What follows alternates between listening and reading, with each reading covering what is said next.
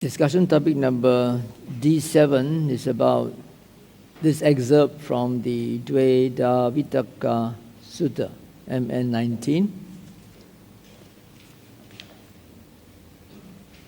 If you look at the first paragraph, it says, with prolonged, repeated thinking and examination, my body would tire. When the body is tired, the mind will be disturbed. When the mind is disturbed, the mind is far from samadhi. If you look on the left-hand column, you will see the word anuvitakkayato. Can you see that? The last word on the first line. And then following that, you have anuvicariyato. These are verb forms with prefixes of vitakka and vichara. Similar. Vitakka and vichara can be found right at the bottom, second paragraph, third line. Savitakam, savicharam. This is about the jhana. First jhana has vitakka and vichara. So in the first paragraph, it says that with prolonged, repeated thinking and examination, the mind would be disturbed and be far from composure.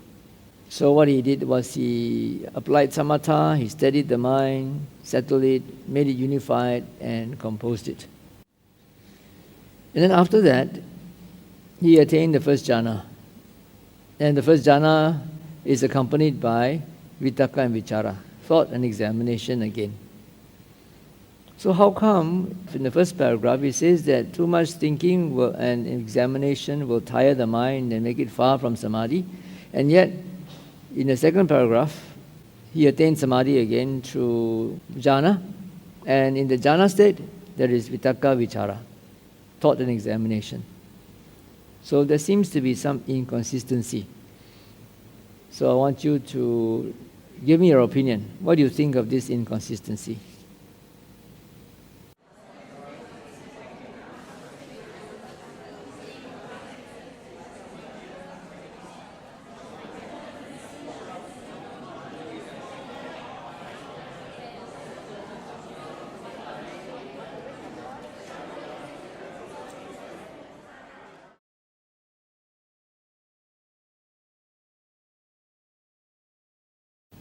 All right, this is what our group taught. This is our line of thinking. We are saying, don't straight away indulge in thought and examination, because by prolonging these functions, you result in fatigue. All right. So you start out by studying, settle and unify your mind. Yes. All right. If you do that, you get a composed mind, and if you get a composed mind, energy will arise, you will establish your mindfulness, and you get tranquility of your body, so you don't get fatigue here. And as you know, a composed mind is accompanied by thoughts and examination. I rest my case, Bante. But you see, wait a minute, I don't understand. You didn't answer my question. Okay, the answer is, in a way, we are saying if you do any exercise, all right, you start out with the proper warm-up. Okay. All right? Yeah. So you don't straight away, this is unskillful sort of action. Why is it unskillful? All right. What sort of thoughts are they? If you just go into thinking, examination. Of what? All right? All thoughts will come in. You think that is thoughts and examination of unwholesome things? Or is it wholesome things? It's wholesome if you know how to manage it. So this person doesn't know how to manage it. Yeah. That's why his mind got... From our understanding, it's just indulge in thought and examination. Then the jhana also has thought and examination. Yeah. So what's the difference? But because your mind already composed, right? You have to establish yourself. How already. do you compose the mind when you have thought and examination, and then get back to thought and examination? No. You don't do that. We are saying you don't indulge in that. You indulge in composing your mind, and thoughts and examination will come automatically. I'm not convinced. Anyway, thank you very much. Okay, basically our group discussion, the conclusion, there's no contradiction. We feel this is just a process of meditations. Means that when you start to meditate, normally you are very active to think. Sometimes your mind just keep on thinking. Of course, sometimes you investigate, sometimes you are not. So when you're doing this process, you start feeling tired. When you're feeling tired, what should you do? We feel that we should bring your mindfulness back to your body. Means that you start watching your body back, you bring you back to the present. So what we try to say skillfully, bring back to your body, present. When you bring back to your body, you present, you mindful, then you start cut down all your 5 hindrances. When you cut down this, then you can go into another stage like so-called, you are not thinking anymore. Actually, the thought just coming out, you just note it, you just investigate it. After that, you just let go. So by doing that process, then your mind can start compose. When your mind start compose, then you actually, in the process, what we call it, you are coming into a first jhana. You are enter into a first jhana. That's our opinion. Thank you. Thank you for sharing. Okay, anyone else? The first paragraph says, first we're saying about whether it's contradiction or no contradiction. No contradiction. Mind scattered, not composed, because indulging in thinking. So you have low mindfulness. The indulging in thinking is actually referring to the prolonged thinking. The result, energy become depleted. Then the Holy One then stop the prolonged thinking. Then the mind becomes settled, becomes steady, settled, unified, and composed. What do you think that he was thinking about? Wholesome thoughts he or has, unwholesome thoughts or skillful wholesome thoughts. Huh? This person, we assume he has skillful thoughts. Good thoughts. Good thoughts. But then it is scattered, and Scattered. so probably he's trying to analyze, if I think this way, do I enter this? Trying to reflect on how to get into jhana states, and overly having that anxiety of wanting to attain, trying to put the jigsaw puzzle together. Okay, Yeah. right. Then? The second paragraph is thinking more on meditation. Thinking and examination of the mind is directed and not scattered, with intention to attain composure. But that one has already been attained. You see the top part, the last 2 lines of your first paragraph? Yeah. It says the mind already become composed. But this one, in this case, is the mind is more directed, so it's not scattered. Okay. So as a result, energy is How do you know aroused. the mind is directed? How do you know the mind is directed? Is it stated in that paragraph? How the mind is directed. Whether the How mind do you know is that directed. the first one was not directed and the second one is directed? Assumption. I think so. Maybe she can elaborate better.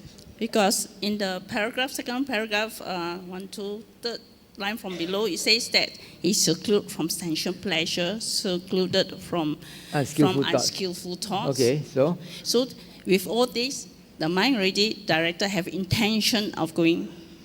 Before that, it was not secluded from unskillful thoughts.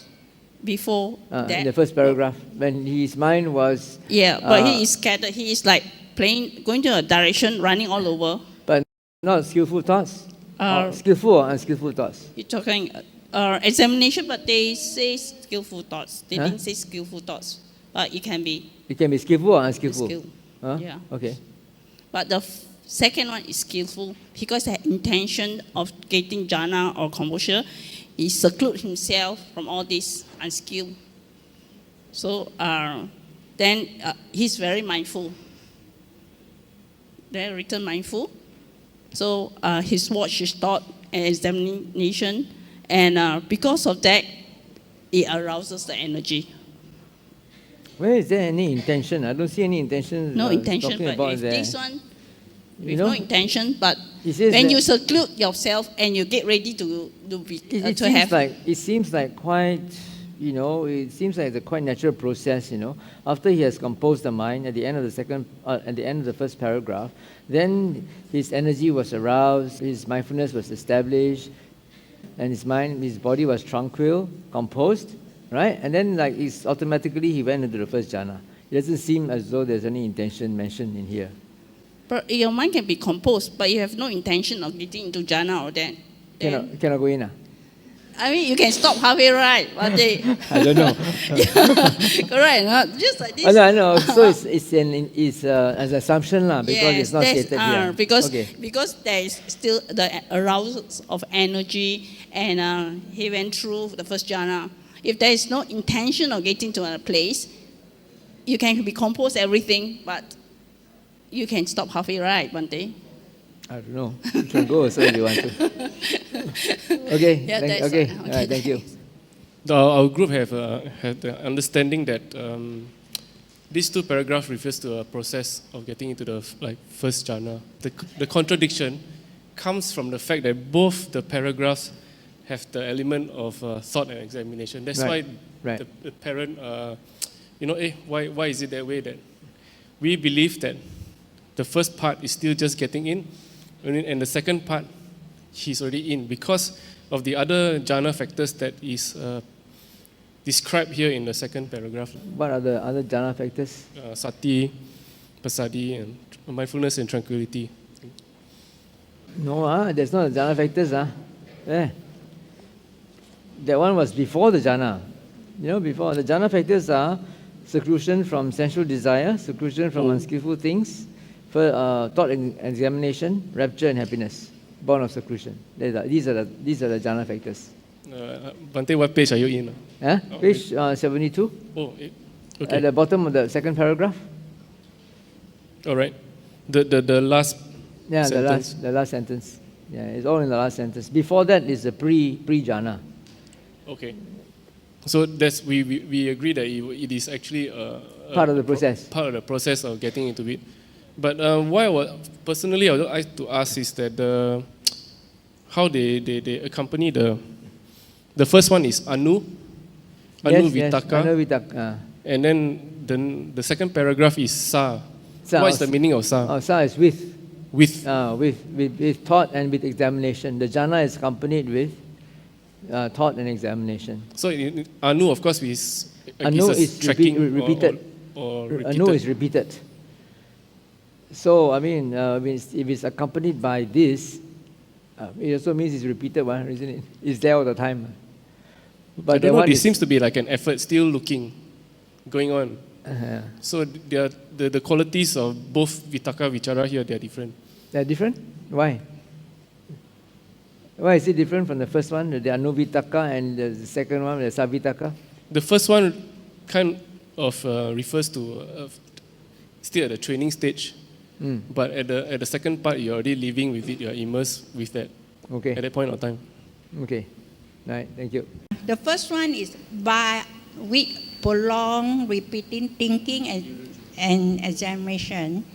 For this, they have been, he has been practiced very long and he feels tired and the mind is wandering already.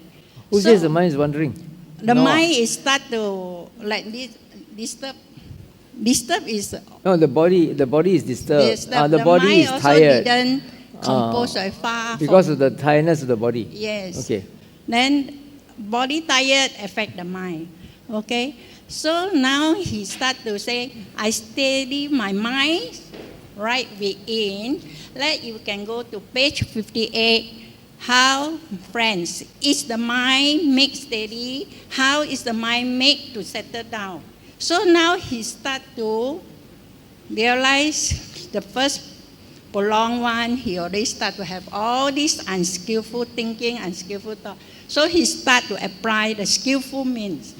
That is, he make the mind right within, settle it, make the mind unify, then the compose it. As the mind is already applying the skillful way, energy, mindfulness, concentration, and then compose is automatically arise from your meditation.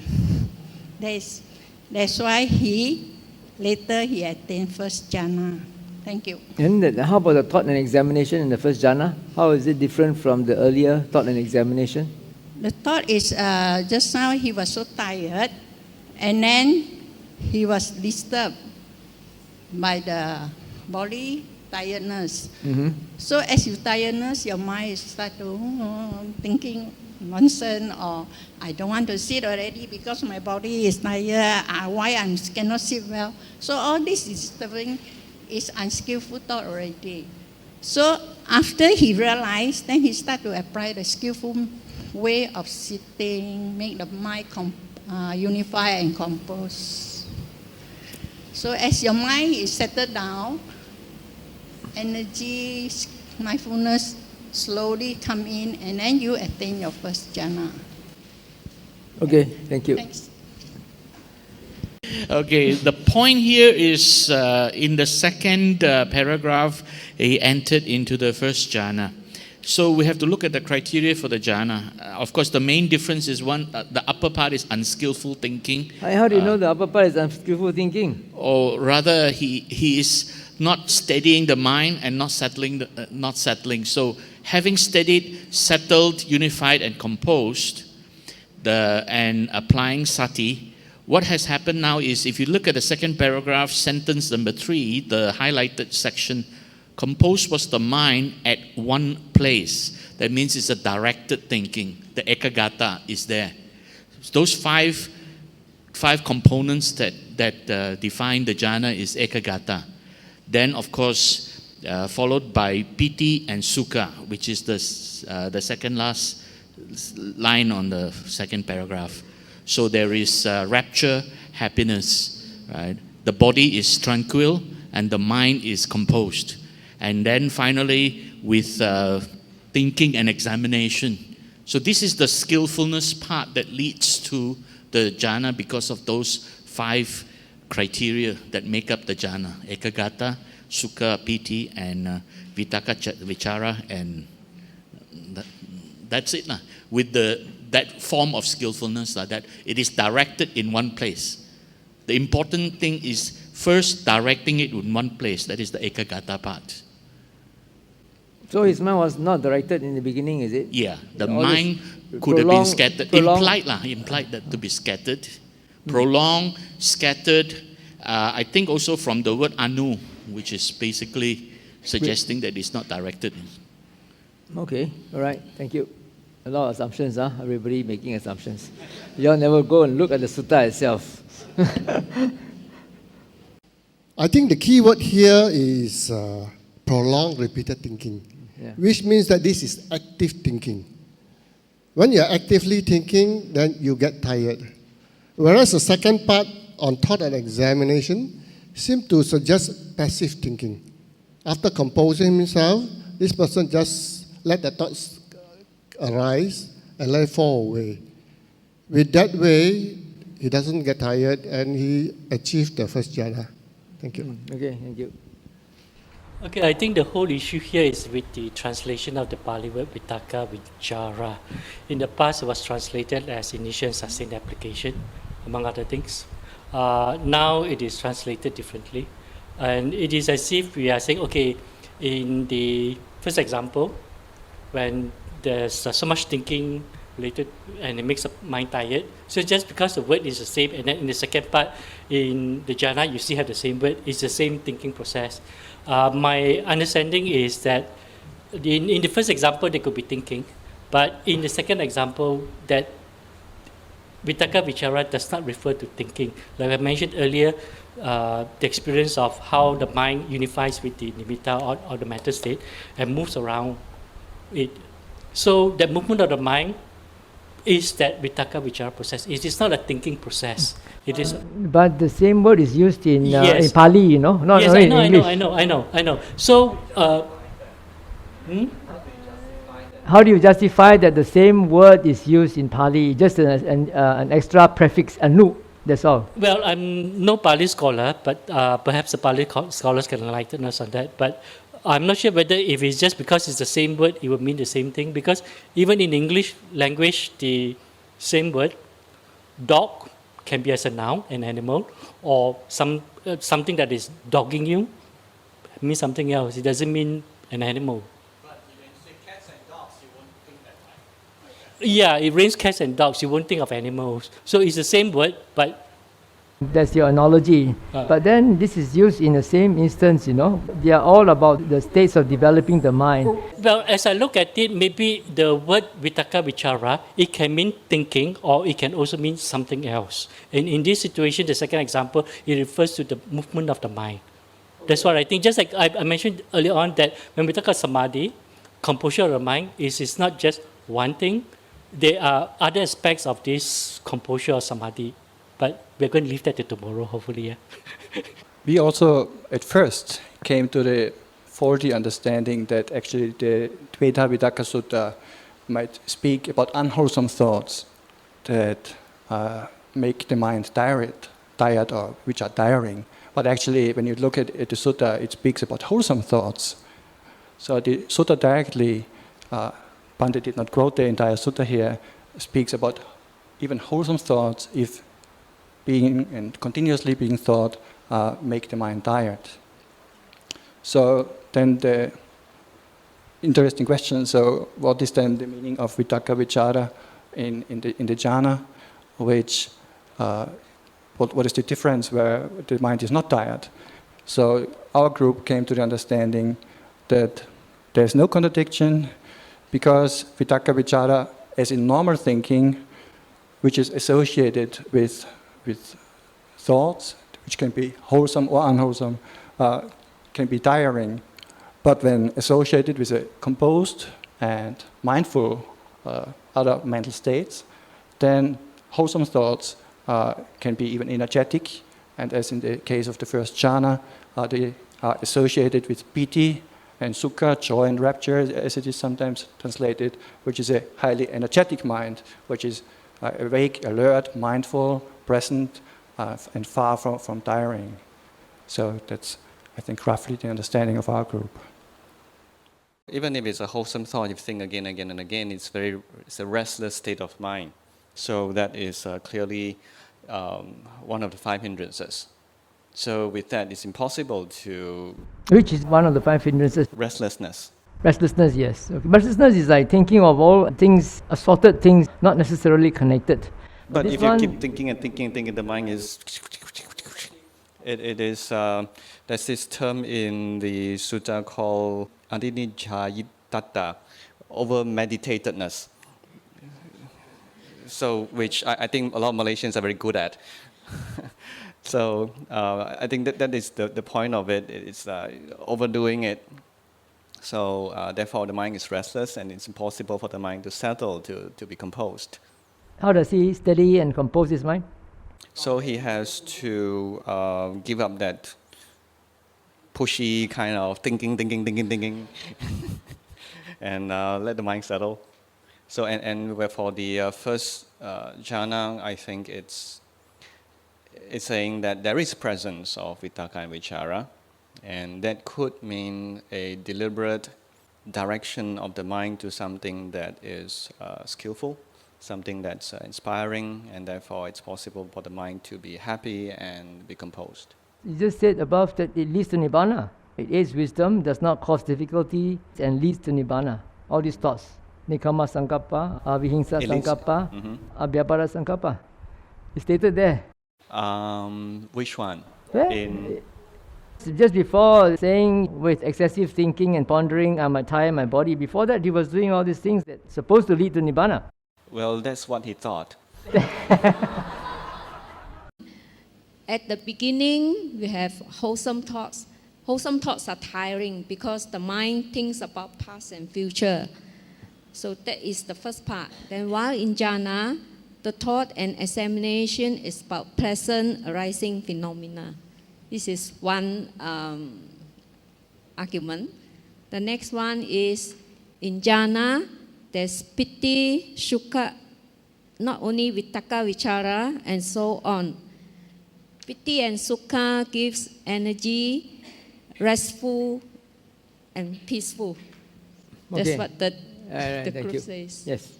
So what I'm trying to say is that even wholesome thoughts, if you think too much, wholesome thoughts could be about the past and the future. Thank you. Okay, very good. So we got many options and alternatives for you to choose from.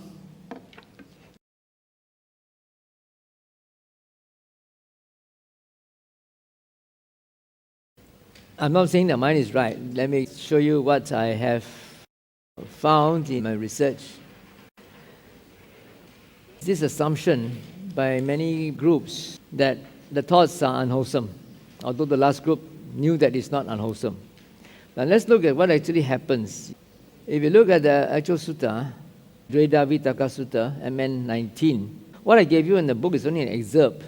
And if you look at what was stated before that excerpt, at first he had unskillful thoughts. Then after that he got rid of the unskillful thoughts. And now he's having skillful thoughts. Here he says, a thought of renunciation arose in me. And I understood thus, this thought of renunciation has risen in me. This does not lead to my own affliction or to others' affliction or to the affliction of both.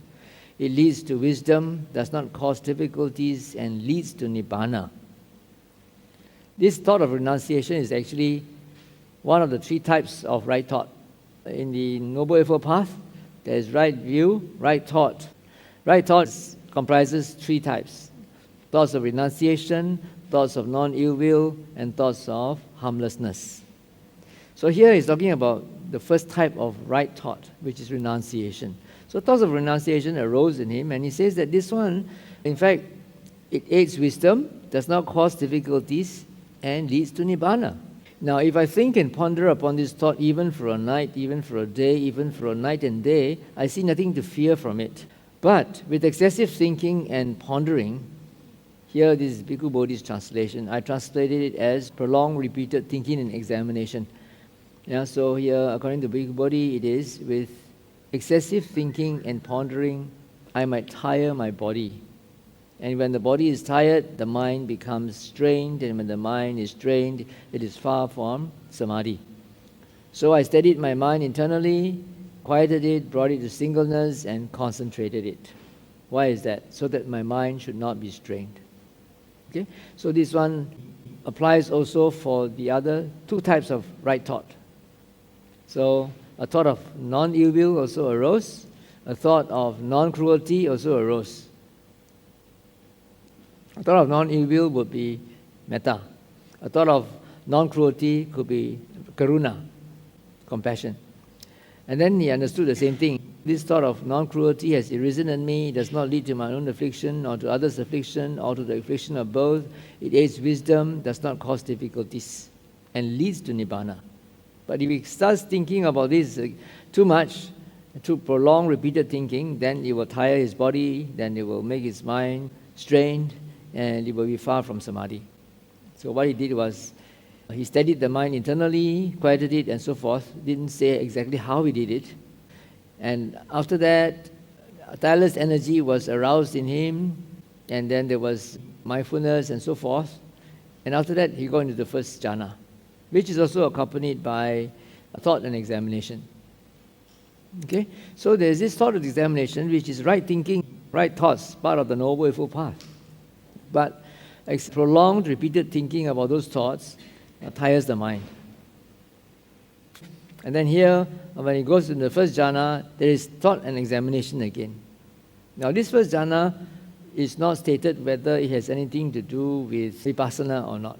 Although some people seem to imply that it is vipassana. The funny thing about the descriptions of jhana in the suttas is that although sometimes the descriptions of the experience of jhana can be very detailed, nothing is mentioned about the object. We don't know whether it's Brahma-viharas, or it's a conceptual object, or it's sankhara, or anything. It's just a mental state, quite independent of the object that is used to get into that state.